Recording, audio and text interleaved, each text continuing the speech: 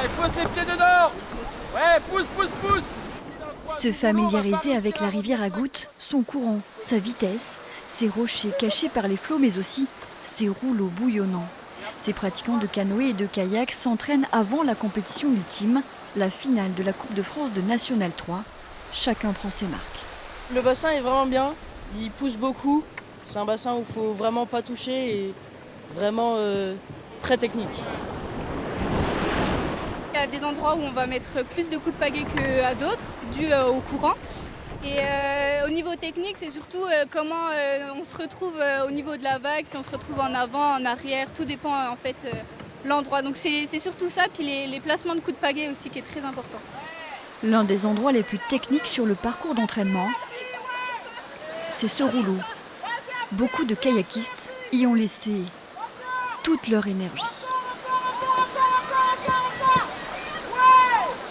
Ce rouleau-là, en fait, il ne faut pas trop prendre d'angle. Si on prend trop d'angle, en fait, on part sur l'arrière du bateau et on dévale la rivière.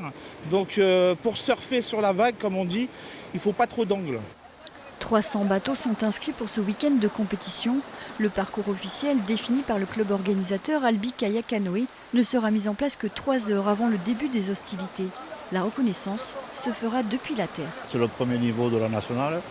Il y a des petits, il y a des jeunes qui naviguent, des 15 ans, 16 ans.